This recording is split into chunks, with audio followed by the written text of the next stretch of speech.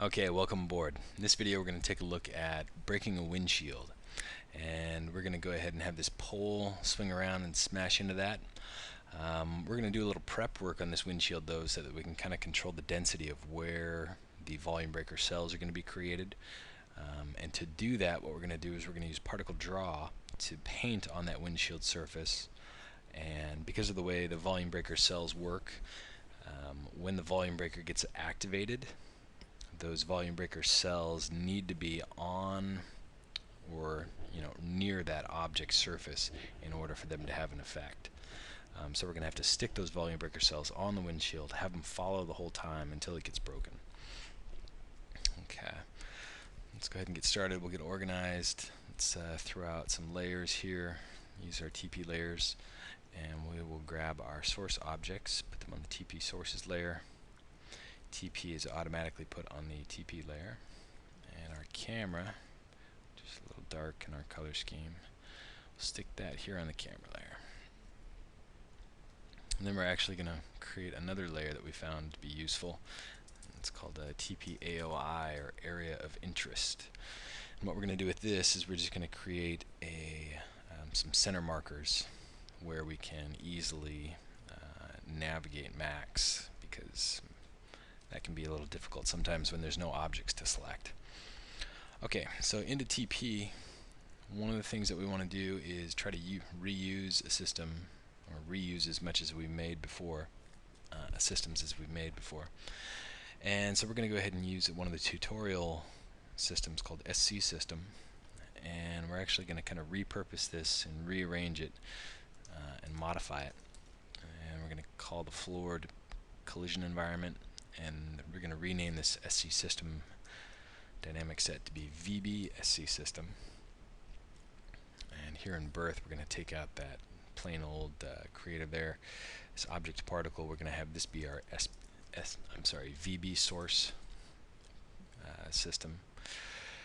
And under force bound, we're going to turn the boxes, we're going to rename that to be VB source, and we're going to rename our frags to be VB frags.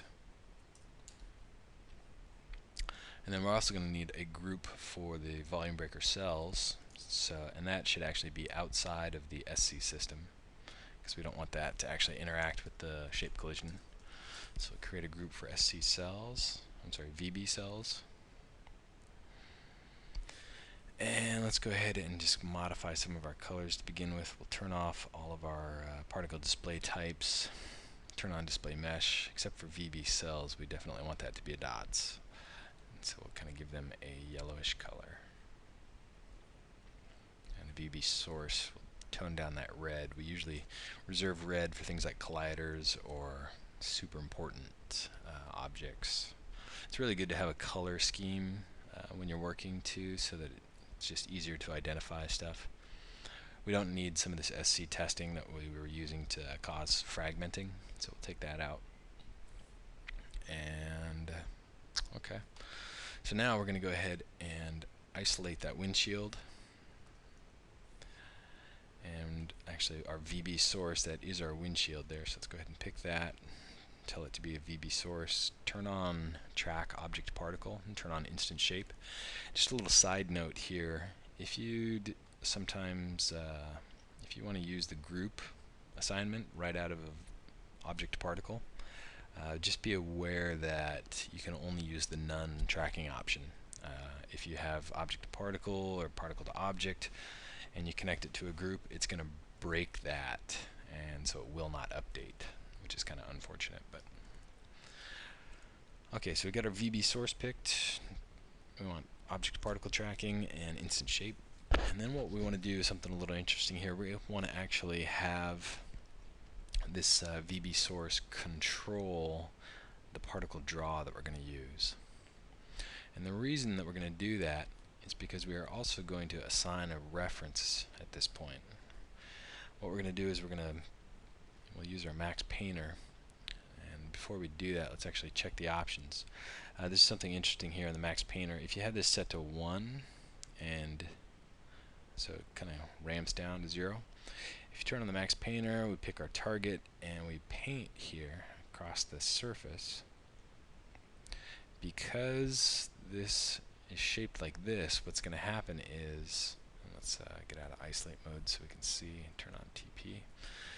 It actually kind of controls the distribution curve of the particles over the surface. So we're actually going to want to go ahead and set this all the way down to 0 so that those particles sit flat on the surface. Let's remove what we painted. Let's get our windshield just again, and for now it's not a big deal. We're going to just do a little testing here, but we'll kind of put a high density over on this side here. Okay, and what we want is we want the windshield to control the particle draw on, so that this particle draw is dependent on this VB source. And because of this is called wiring in serial, we're going to be able to go ahead and access and tell the particle draw to be the particle 2 in this set ref relationship, and the VB source is going to be the particle from.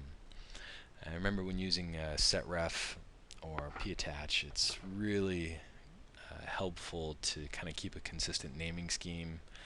I tend to think of particle from as being the parent and particle 2 as being the child. Just make sure you're consistent whichever way you choose. Okay, so we want these to be in the VB cells, give them plenty of lifetime to stick around, and oops, don't want to move that. Let's get out of isolate mode. Let's go ahead and hide our sources at this point.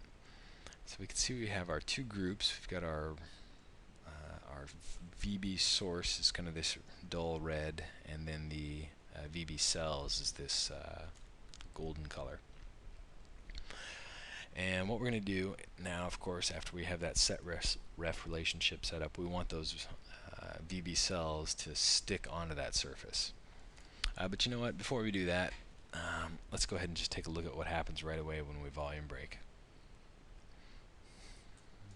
Just make a rule called VB. We want that to happen before the gravity so that it gets evaluated before anything starts affecting any of the particles. And what we want is we want the VB source particles to go into a volume break. Volume break, we're going to create VB frags. We'll go ahead and just set the activation to 100% to have it frag right away. And let's actually turn edit on the fly on so that TP does not try to update all the time. That'll save us a little bit of UI speed. And then our volume break, we want to set the cells to be the VB cells. And then we'll go ahead and just scrub, and we'll see this update here in a moment. It is either thinking or, yep, there it goes. Okay, so you can see what we get is obviously wherever there is a VB cell particle, it kind of draws a dividing line in between and kind of creates this mesh around here. And up here where we have a really high density, you can see that it's got a lot of little lines in there for us. So that's going to be kind of a very artistic way for us to draw fragments on objects. Now that's going to be a little much for what we want to accomplish here to begin with. So what we're going to do is we're going to redraw this. Let's go ahead and remove, show our sources, hide everything else. Particle draw, let's pick that and set our count to 1, and we'll just draw really lightly to get something out there to begin with. And then we'll kind of shrink this down, and we're going to go ahead and kind of focus most of our cells around here like this. Okay, let's turn that stuff back on and see what we get now. Let's actually make our VB cells not display anything and not renderable. And then we have to scrub, of course, to update this. Go through the mesh calculation again, and that's much faster. So you really have to watch your count. This is with 1,000, roughly 1,000 cells. So it's kind of hard to tell with that funky blue in the lines, but that kind of gives you an idea of, you know, what the break pattern is going to look like. Of course, only some of it's going to break, and so you can get some really interesting edges in here. But we'll take a look at that in just a sec. Okay, so we don't want this to break right away, obviously. Let's go ahead and just disable this rule. let's tell our VB cells to actually display again so we can see them. And what we want to do now is set up that the Pattach rule so that the VB cells follow the windshield. And we'll disable that so we can kind of see what the effect is when they don't and see why it's a problem. So VB cells, you're going to get your reference, dynamics, Pattach. Okay, so VB cells, get your reference to me. Remember, because we set up this relationship where the VB cell is in the to section of the reference. And that reference particle, so when VB cell says, hey, get my reference to me, the reference particle coming out of here is going to be the from particle, of course. So we'll take that from particle, use that as the Pattach from. And remember, in Pattach terms, particle from controls kind of the parent object who is doing the driving, whereas the particle to is the receiving of the driving, the passenger, so to speak. Okay, and absolute's fine.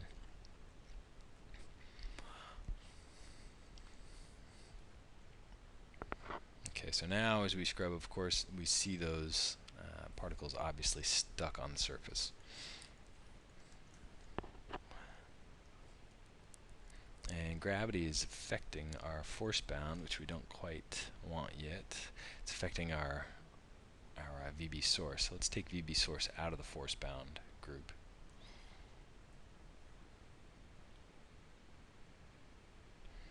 Okay, let's go ahead and get another group in here for our collider.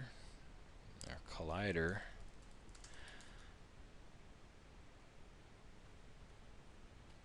I suppose we could have it renderable. Our collider, we're going to go ahead and use that golden pole that was swinging, or the yellow pole. This guy, I guess it's orange.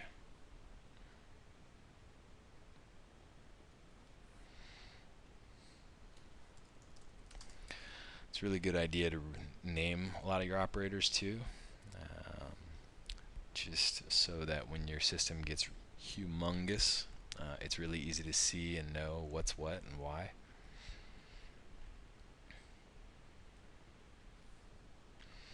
Okay, let's go ahead and tell our collider group, you know, we'll leave it active. A lot of times we set those to be neutron, but we'll leave it active for now.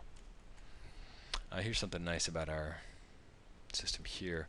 We can go ahead and select all the particle groups and say use voxel grid 1, and just by setting this now all these groups are going to be affected. So it's a nice fast way to affect groups en masse.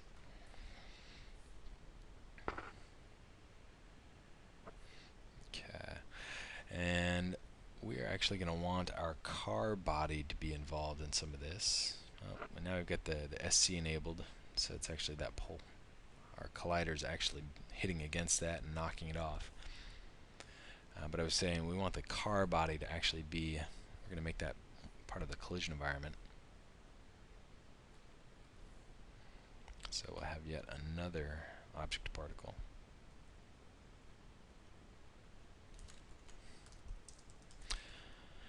Now it is of course possible to have different group assignments within here, but just for organizational purposes it's pretty nice to have a separate one for each one.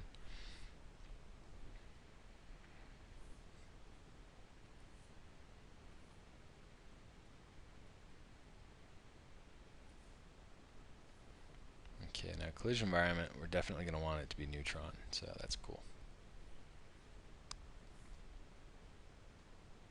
Turn off the sources. Let's show our area of interest.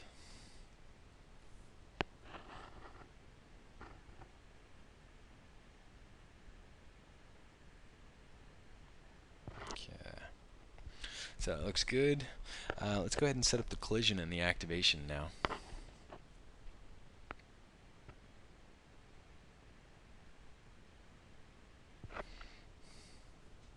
What we're going to do first is we're going to set up a method where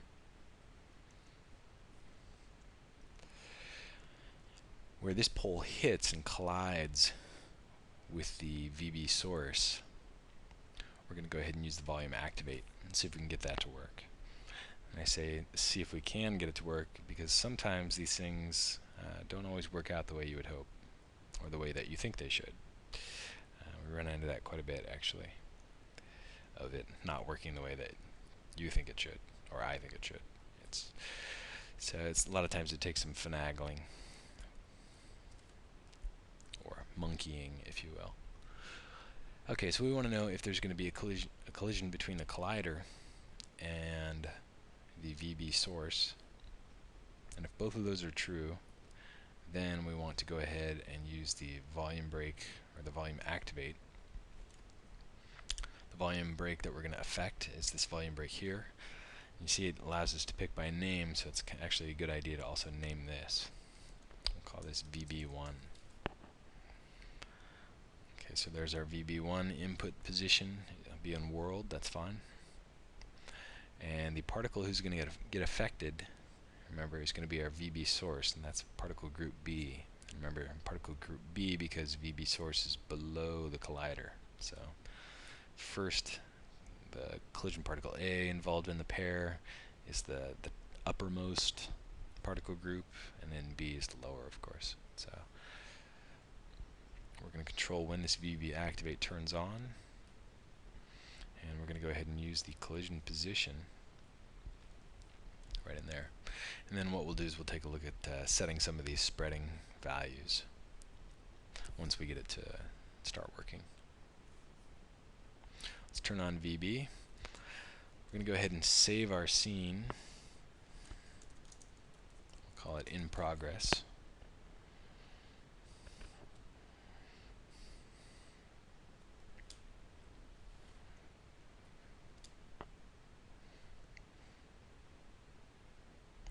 Now it's taking a little bit longer because it.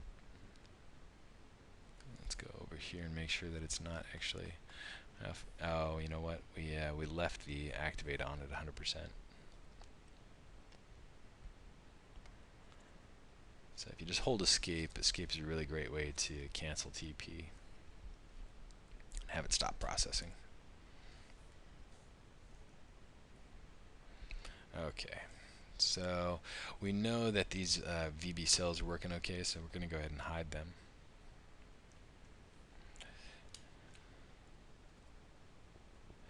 We'll go ahead and just hit play.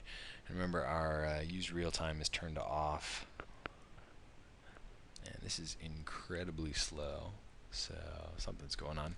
Let's see if it might be the collision environment object, that car.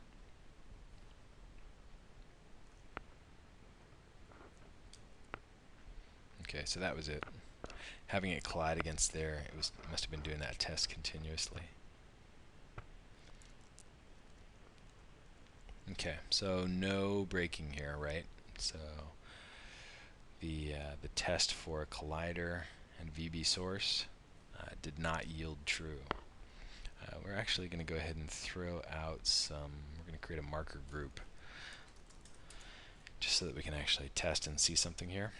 What we want to do is we want to check and see. We want to know if those conditions are true. Create some marker particles at that collision position.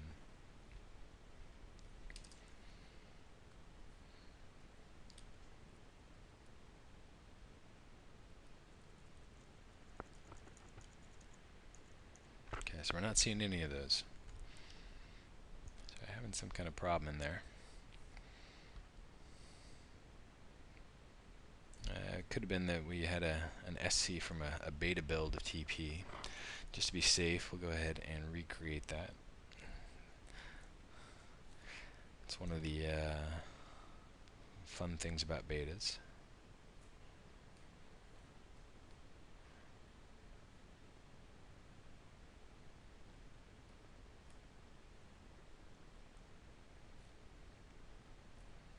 Our group is going to be the SC.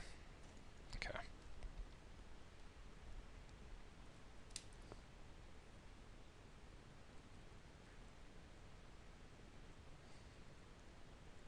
Okay, so still nothing.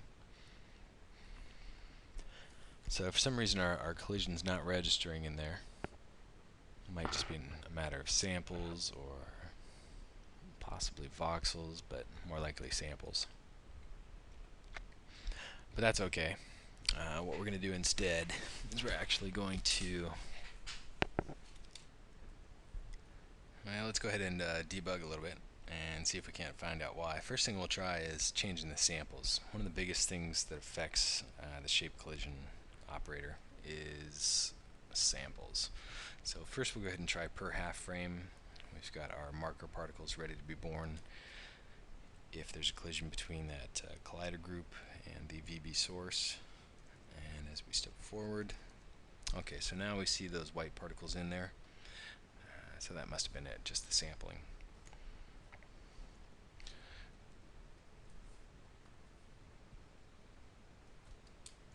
We'll check again with per frame sampling.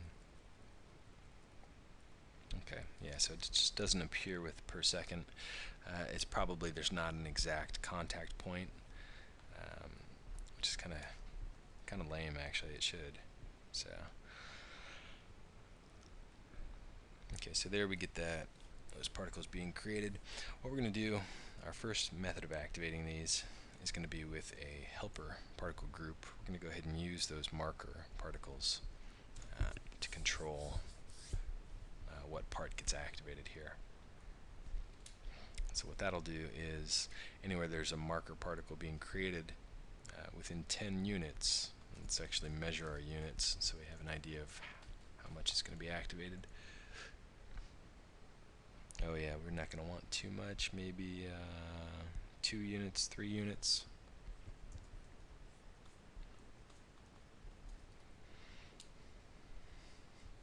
Okay, so anywhere there's a marker particle, when this thing gets hit, it's going to cause those cells to activate.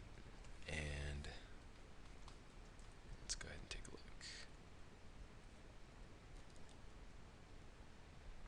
So the markers are born, and this is one of the things where the ordering of the tree really comes into play.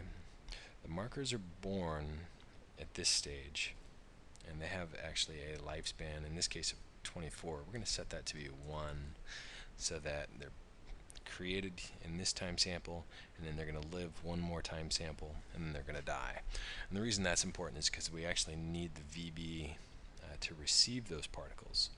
Now one thing that we can do to kind of avoid all that, we could actually even set their lifespan to be 0, and then if we move the VB below the SC, so these markers get born, we're still in the same time sample, we come down to the next step of the time sample, and now the VB source says, hey, I'm supposed to volume break, look around, are there any marker particles? Well, yep, there are, so it's going to go ahead and use them. So let's go ahead and rewind and replay this. You know what, let's go ahead and cache this. And we'll set this in, we've got a TP cache directory. Just use the default name and hit cache record.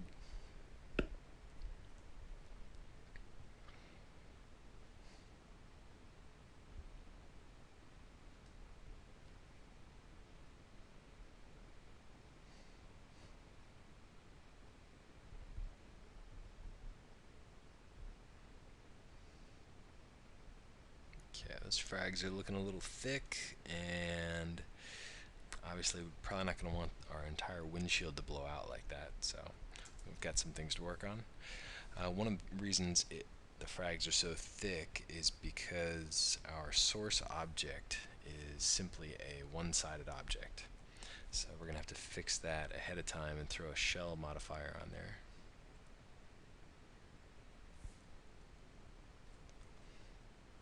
And then to fix the motion of this here, what we might want to do is either set the group to be a neutron, or we could joint that object to the car.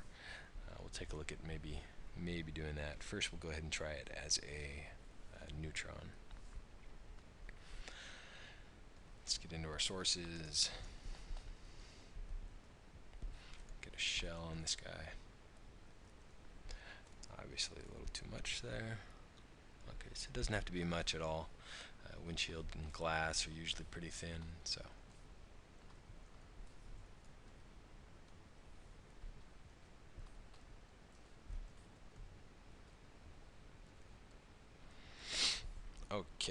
let's give it another shot.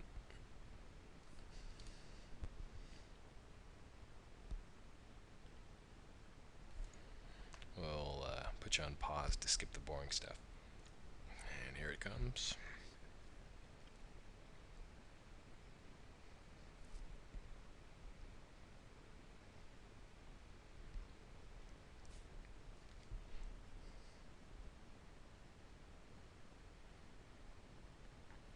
Because that windshield's a neutron, it's just going to kind of rake through.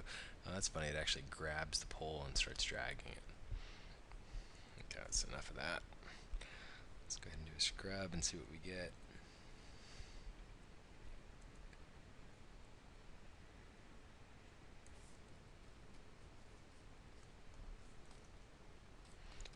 Where's our little AOI?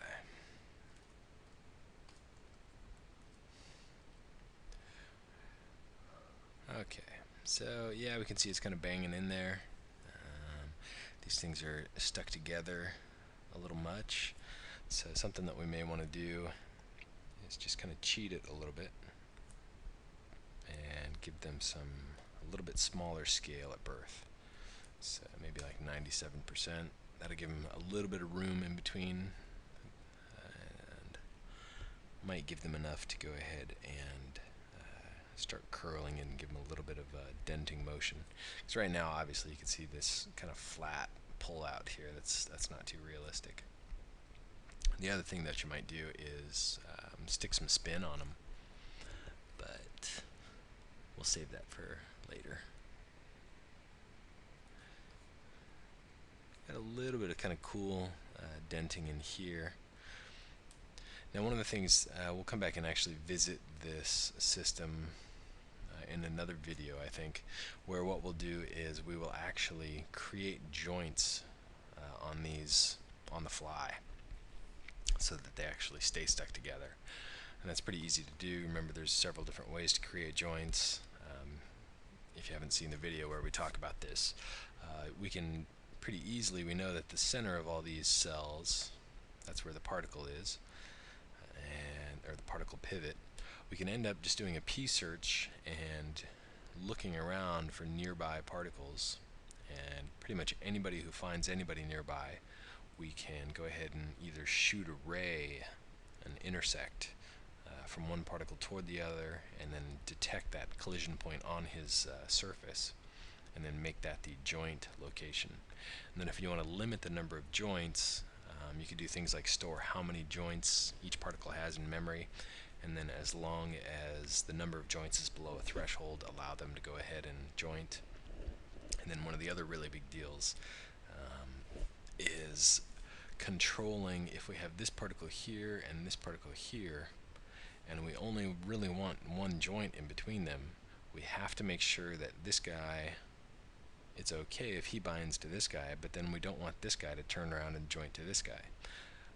You have to kind of watch out for that bidirectional jointing, and the easiest way to do that is to look at your particle IDs and say, when considering two particles who might joint, if my ID is lower than or greater than the other particle, then go ahead and allow the joint. And that way that'll prevent that kind of bidirectional jointing. That's kind of a lot of forward-looking information, but it's better to go ahead and squeeze in as much as possible, as often as possible. Okay, so let's go ahead and resim this. We've got our scale affecting these now, and we'll see what we get. Actually, I kind of want to see why that pole ended up getting dragged along. It's probably just a shape collision thing. So what we'll do is we'll actually kind of stir this up a little bit. We've got our pole, right? Let's go ahead and add a joint onto it. You know, I'm not sure. We'll test. I forget if the SC joint helper has to be an actual piece of geometry or not, but we will find out in a moment. So we'll create an SC joint helper right there. It's going to be a spherical joint type. Oh, its box is huge, so that's why I can't see it. And we'll go ahead and put its location. Oh, right there is fine. Make sure, yep. want it to be in a realistic location for these. So we're going to have the parent in this connection be the dummy, and then the child will be not the thinking. Let's turn that off. We want that, of course, to be the cylinder. Let's go ahead and rename our cylinder. Let's call this pole. And we've got the in progress file. We'll go ahead and save this. It's a good time to save. Oh, you know what? Yeah, we are going to need a piece of geometry because actually we can just use a really small piece here. We need to use geometry because these objects, when we're going to use these joints like this, they need to be brought into object to particle. And pretty sure, well, I could be wrong, object to particle may not like a dummy as a parent. Just for the sake of exploring and conquering the unknown, we'll go ahead and create this as an option. Let's actually try the option first. So we'll try the dummy to the pole. And we'll go ahead and import both the dummy and the pole into our collider. Changes effect all. No, but we do need to set the joints SC. We have to tell it that to use that SC operator down right here. Otherwise that joint will not be recognized and used. So in our joint, we're going to leave it unbreakable, but it is going to be involved in collisions, and right now it's got some friction. That's fine. So let's go ahead and see what happens here. Should TP our AOI. Remember, we are doing a few things now. We've got the scale on our fragments. And let's actually turn up our threshold a little bit. Make them kind of spread and activate more all at once. Okay, we'll go ahead and record, and we'll put you on pause until it gets close. Okay, here comes the action.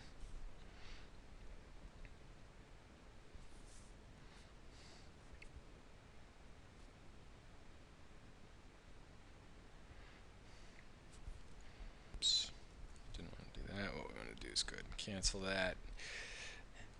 And watch out, whenever you cancel a sim in TP, if you hold escape, sometimes that can prevent the MAT file from being written, and you'll end up with an invalid sim. So just be sure to press escape once. That's the safest way.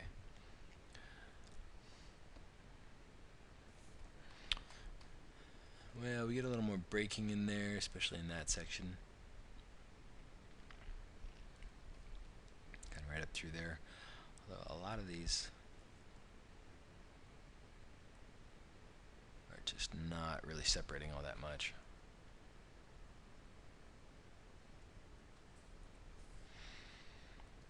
Let's try this. And what we'll do is, because we kind of want to try to activate more of those and get them to spread out, we're going to go ahead and throw some emitter distance on our marker position born. So wherever that shape collision contact point occurs, we're actually going to add some kind of a spherical randomization to that. There's a couple different ways you could do that. You could either use a position operator and tell the position, and then throw in some variation. This is in distance. But what we're actually going to go ahead and do, though, is just use the direction variation, turn it up to 180, so it's spherical, not 360, but 180. And then we're going to go ahead and use some emitter distance and variation there. And of course we will measure that just to kind of get an idea of what we're looking at for distances. So 3, yeah, so distance of 3, let's go 4.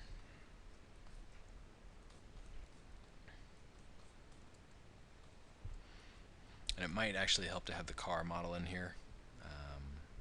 Maybe we'll give that a shot here next. Let's go ahead and just record and see what we get. Okay, here comes the action.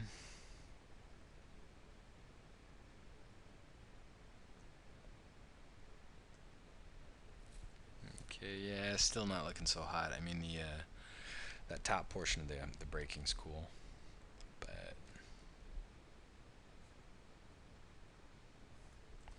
you can see that when those markers are born, now they're kind of much more dispersed. That's what I'm talking about. Why the AOI is useful, so you can actually control what you're looking around.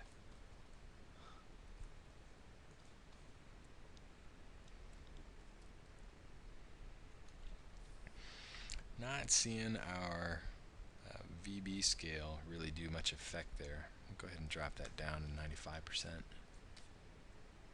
I mean, there's some splitting in there, but this is kind of the point where you start to end up art directing your shot and trying to get it to look a very particular way. That's one of the big challenges, of course, as most of you know.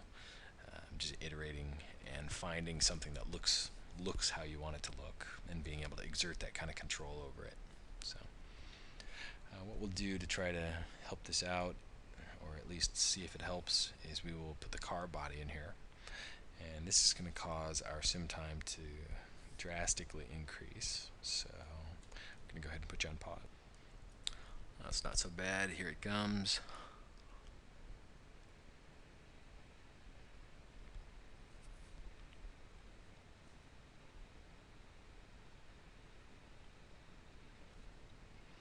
Okay, so we definitely see more of the windshield sticking onto the car. That's good.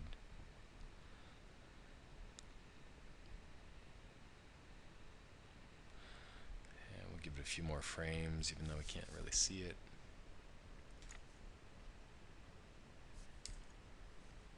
Okay, let's see what we get here.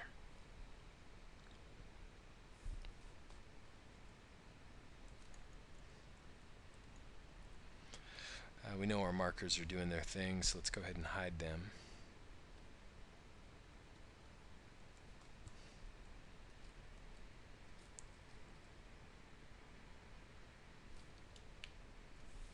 That must have already hit at that point. Okay, so we get that breakup in there. Doesn't look so bad.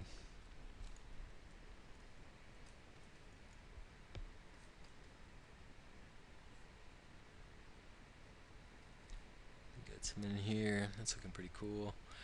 So we might actually want to paint more particles kind of out and around in this area.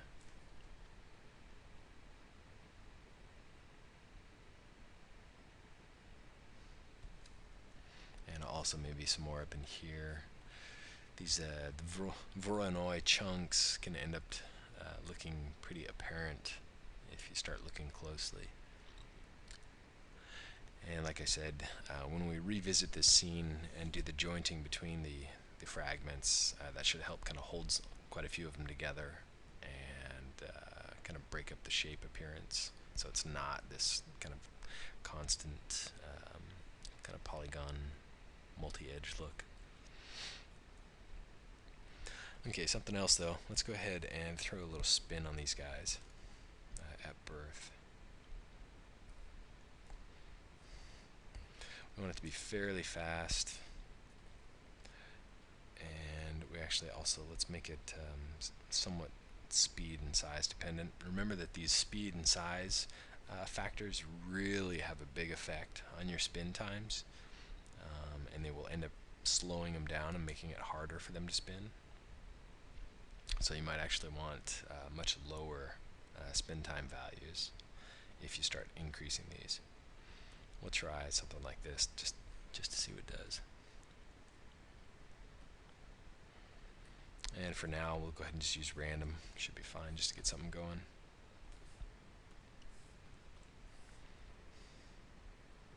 Okay, we'll put you on pause. Here we go. And as it thinks about it, processes those. And we get a little bit of that rotation in there with the spin. Probably not enough.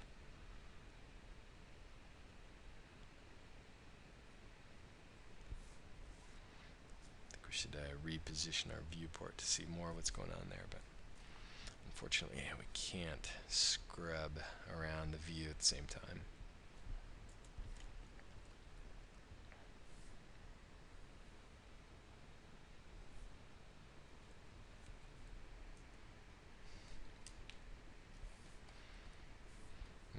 spin needs to be much lower in order to make it faster.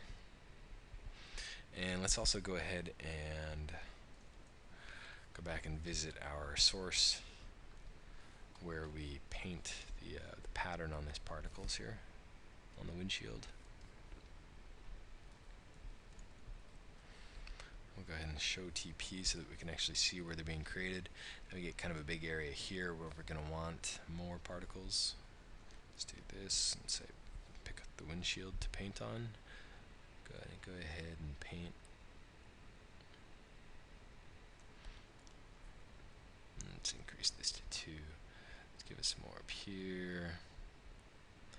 Some kind of more down in here.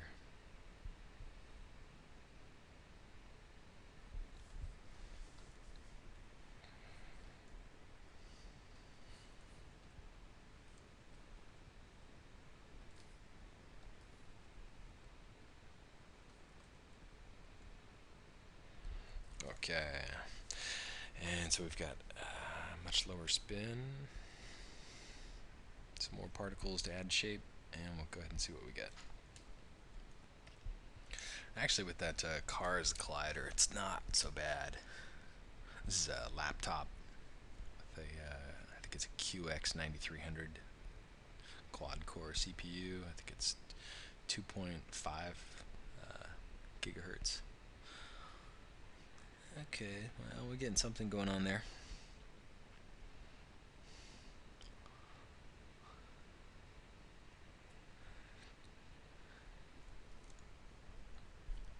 Now, this may not be the exact way that windshields break when you hit them. That kind of comes when we have to add extra control in there to kind of replicate that realistic behavior. This is just kind of a starting point to get us going. Okay, so that's all squared away. Let's walk in here and see what we get. Yeah, I mean now these guys all kind of disperse way too fast, but oops.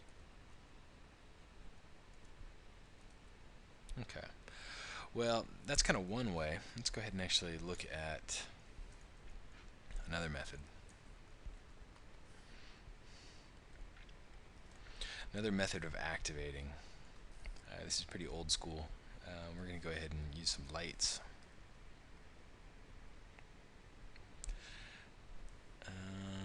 Let's turn out our stuff's hidden. Let's get that on the right layer. Let's put that on the TP helpers layer, because it is going to help our TP do its thing. Oh, did our joint? Yeah, I think we totally did not set that joint in the right place. Nor do I think did it pick up the helper in that equation.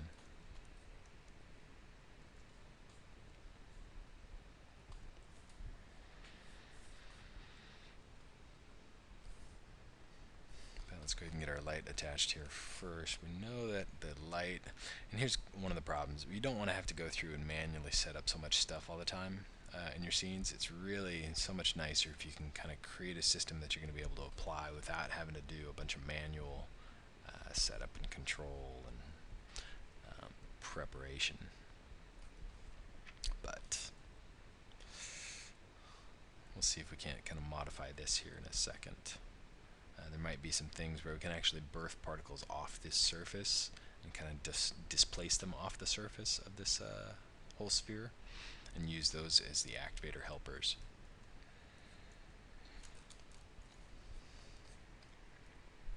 Okay, for now we're going to go ahead and take our light and put it there. Let's take our light and show its attenuation.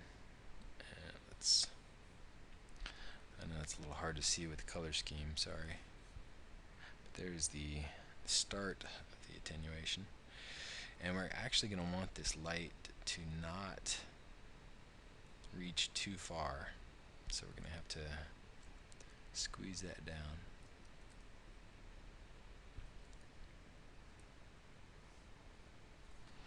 So it's kind of an elongated ellipsoid light, and frame 94. Okay, so that will work okay. let's actually review our TP cache and make sure that the pole, the collider, was actually not, yeah, it was definitely getting hit and dragging along there. So, okay, we were initially correct. The dummy object, or maybe it was because we had it set at the all group. I don't know. I'm not going to risk it right now. We're going to go ahead and pull in, where did we put that thing? There it is. Let's go ahead and put all this on the TP sources layer. So we'll just get rid of that dummy. We'll take the sphere here. We'll make it part of the collision environment group, just so that it does not get affected at all. Remember, collision environment is set as neutron. Okay, so but this time now we've got a light that we're going to use to activate the fragments instead of those marker particles. And actually, our volume activate here was not working at all, I don't think. Let's actually test that before we get rid of it. We'll go ahead and disable our car body to give it a nice fast animation to check.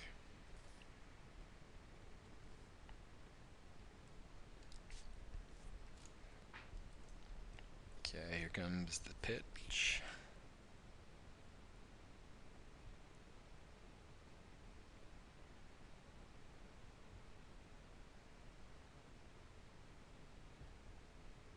Yeah, it's not picking up there, so looks like our volume activate in this case, or maybe because it's in object space. Let's try.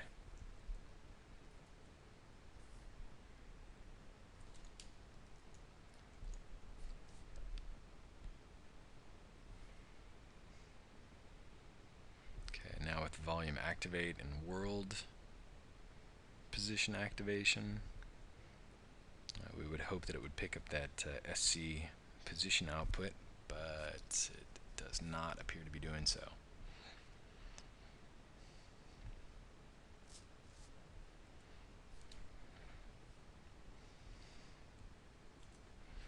Okay, so we can go ahead and disable that. We're not going to need that. We're going to go ahead and use the light in this case. Let's go ahead and show our TP helpers there. And we're going to tell VB to go ahead and use that Omni light. Let's set the threshold, 0.5 for now, should be fine.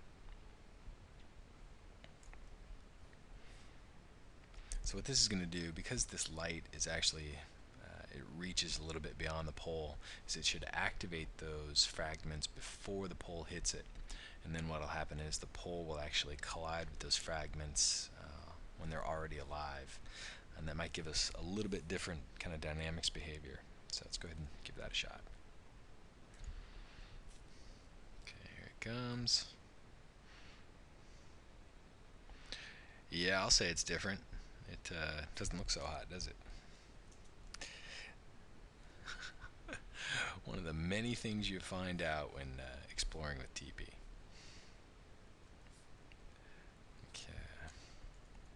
It could just be that the range of the light was not enough. It could be the samples in our scene are not enough in order to detect. We're only using half frame, which is actually pretty coarse.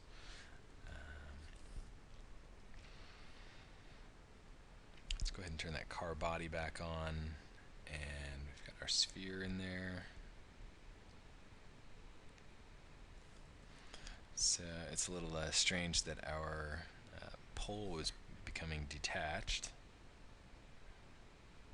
You can tell we do these videos unscripted. We run into all kinds of interesting things along the way.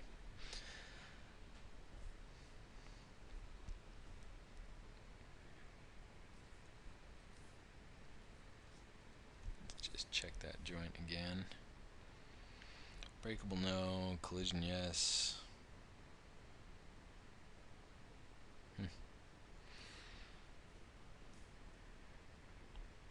Oh, well that would help. We didn't, we had the from set to none there. That is not gonna do anything. And again, don't pick the thinking, pick the actual object. Why don't we give that object a name? Sphere 01, let's call that pole joint. Pole joint partner. So there's no confusion. Spherical joint, the name of this operator. Okay, it's connecting from that to that. Now I think we're going to get much better results. At least on the pole. Let's go ahead and tell our light, we're going to affect its scale a little bit and kind of reach out. Whoa! Reach out a little bit more. And at the same time, we'll also go ahead and turn up our samples to 4 per frame, or 96 samples per second, since we are currently using a film. And let's go ahead and record. Okay, here comes the swing.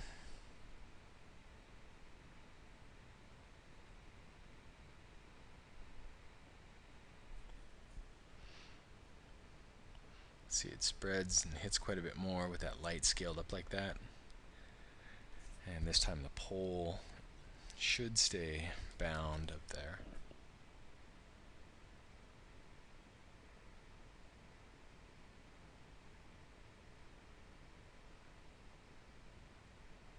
Which it looks like it does, which is good.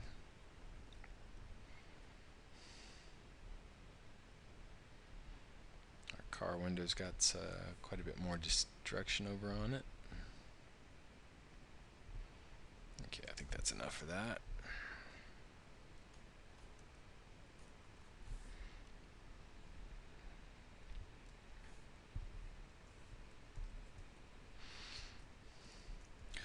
Here's the thing with lights and TP too. A lot of times you don't want them affecting your scene, so go ahead and tell them to just include nothing, and that will actually prevent them from rendering in your scene. We'll go ahead and turn on default lighting in the viewport too, so we can see it. Okay, now this might be a little bit of a foul because this is actually going to be breaking, it looks like, and this might just be samples, but it looks like it's breaking before the thing hits. Although that pole is kind of wrapping around, so that could, that small of a difference you might be able to sell.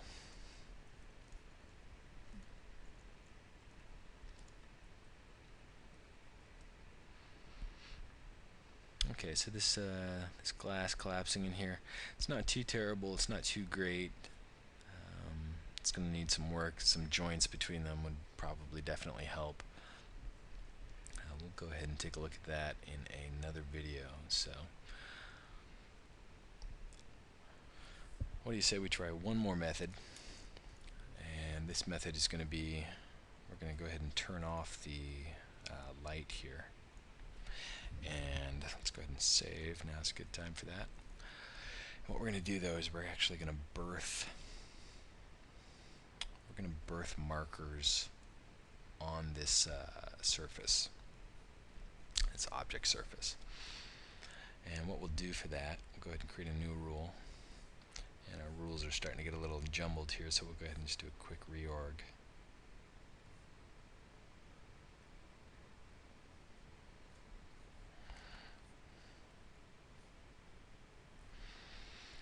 In this new rule, we're going to have, we'll call this birth markers on pole. That way, when we're reading our dynamic set, we know pretty much exactly what's going on in there. Okay, so we've got our collider. Our collider, we're going to need to access its surface position with a particle shape, not the particle. Use the face, randomize that, and what we'll do is we'll go ahead and we'll create a position born per collider. So each collider is going to be calling this position born and create, oh, I don't know, let's try, it's going to end up birthing them all over the whole surface. We don't really have the ability to limit these to a selection of faces in this case. And for this, we're going to set the lifespan to be 0. Speed that. And actually what we're going to probably do is set up a little vector offset based off the face normal. So what we'll do is we will take the face normal and kind of amplify it.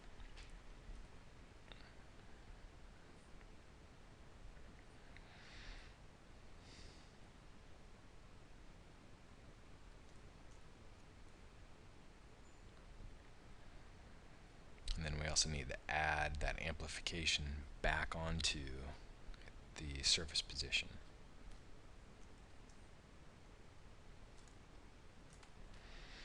So the collider particle, this red particle here, he's going to be sampling his surface every time sample, and he's going to create, or he's going to look at his shape, and he's going to output his position, that surface position on the face. But then we're also going to take the normal. We take that normal, we're going to multiply it by some number which will add the distance to our particle. Actually, what we'll do here is we're going to go ahead and use a random. We'll use this set to per call, and we'll generate it anywhere from 0.5 to, I don't know, let's see what we get. Let's measure again. So maybe out to about here. So that distance, remember, looking down at the status bar, that distance is about 1.2. So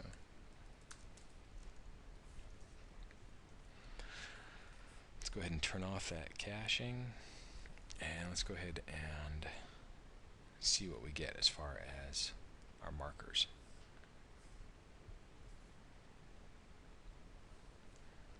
Okay, so now you see we've got some kind of some displacement off of here, and this will, let's see, let's get that again.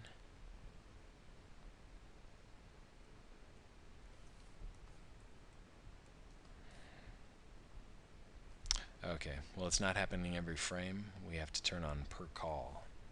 So every time there's a new position coming in, it's going to go ahead and create. So what we get is kind of a randomized sampling every frame.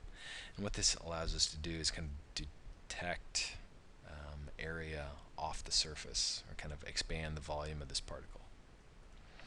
And then what we'll do is we'll go back into Volume Breaker, and we will tell it to use its helper, its marker particles. And that distance threshold, though, we're not going to need it to be very big. It should actually be, again, pretty small, because it could be added on top of this, right? So we could either have it be 0 if we want it to be directly in there. And let's go ahead and do 0.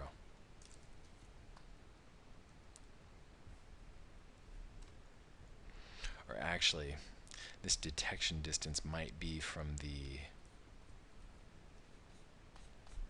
it's probably from the actual center cell of the fragment particles here. So we will want some distance. We'll go ahead and try with something fairly small and say 0.5, just to see what we get.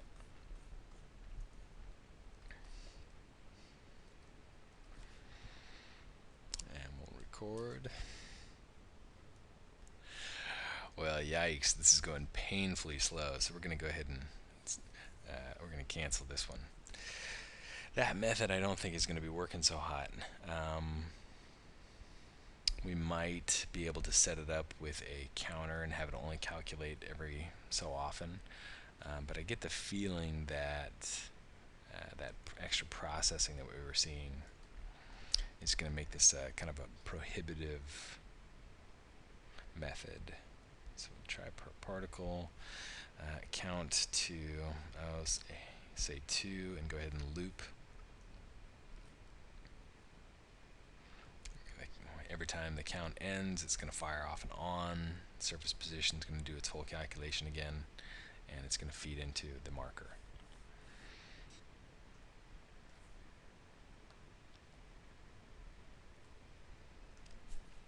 So go ahead and kind of watch this in the beginning and see what we're getting.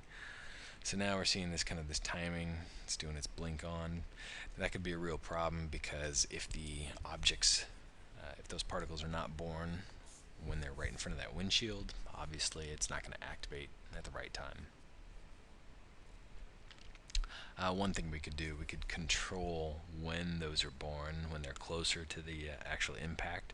But again, that's going to kind of take away from the procedural nature of it. You don't really want to have to babysit every little area and element in order to get what you want. Okay, well, look at this. This is definitely not working, because as we scrub in here, we can see that we're only really, these markers are only kind of activating in that nearby area there. So I think this is probably one method we can go ahead and ditch. We'll go ahead and turn that off. We'll put a little note in here that says this is too slow.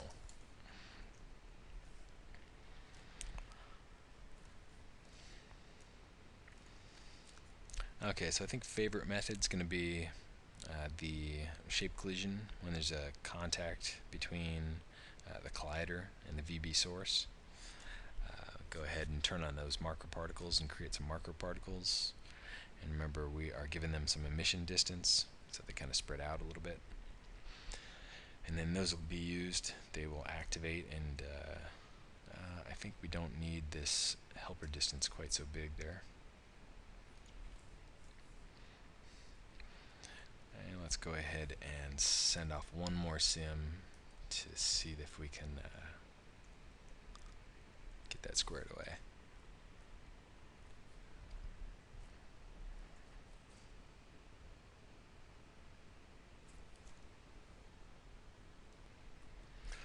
Well, we canceled that because we're seeing the same kind of slowness all over again. It shouldn't be, because this rule here is disabled. We're going to go ahead and save this file, and then we'll go ahead and remove that just in case. Samples 96 per second, that should be fine. I don't remember us changing anything else in here, so this should be okay to go. So the forces, that creates those markers. We've got the checks there for the marker. Okay, we'll go ahead and try that again.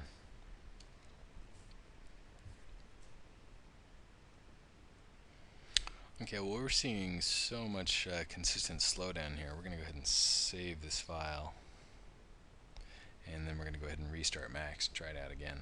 I'll be right back. Okay, well, looks like it might have been some kind of memory leak or some other kind of problem, but we are doing fine now. Back into speed. Now we're going back here, remember, with the SC collision detection between two groups and creating those markers, and we'll see what we get once it collides. Remember, it's not using light there, but there's our collision point.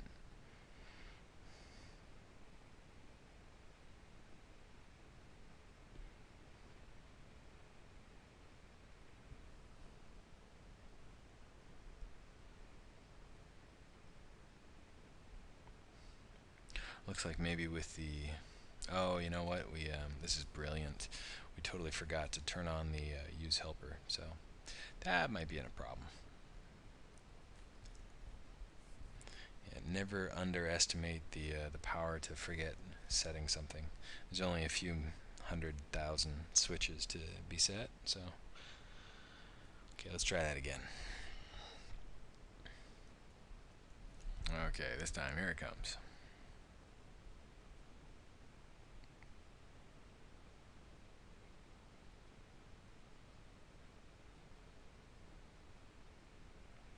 Okay, get a little bit different pattern there that time. That's probably because our distance for the helper was set to 2 instead of 5. So we're getting much less breakup. It has to detect a lot closer. That could be cool too sometimes. It just kind of depends on the look we're going for. I think we'll end up go ahead and increasing it again. The more destruction appearance, I think, was a little preferable.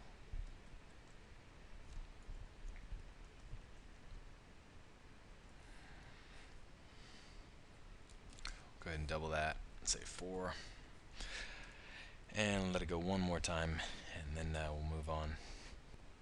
Okay, now with a helper setting of 4 for a distance of 4, let's see what we get. Looks like maybe our pole's hitting a little later this time. It's kind of hanging further off this side instead of hitting more in the middle.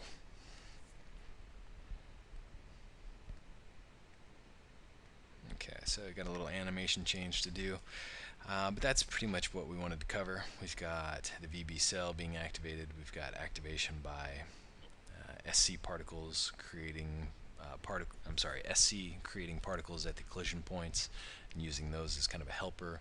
We've also got a light, and there was also that method birthing them on the pole. We actually uncovered a possible bug here in TP where changing the threshold from one setting to another and then simming can somehow result in some kind of strange slowdown. So we'll try to change that. That might have actually made that pole method work okay. In fact, you know what? I'm curious. Let's go ahead and just try it. I'll be right back. Indeed, look at that. So it looks like a bug in the volume breaker's distance threshold. Whenever you make changes to it, it seems to cause some kind of slowdown. Because this system's now, this birthing off the distance or off the normal is working just fine. No speed slowdown like before. So, and actually that's looking pretty cool. I like that. Anyway, okay, so we've got yet another method in there. We've got SC particles creating SC creating markers. We've got the light, and then we've got kind of a surface projection creating those helper marker particles again. Okay, so quite a few different methods you can go. Anyway, this video is getting a little long, so I think we better close it up, and we'll go ahead and revisit this and add those joints in between those particles in another video. Alright, thanks.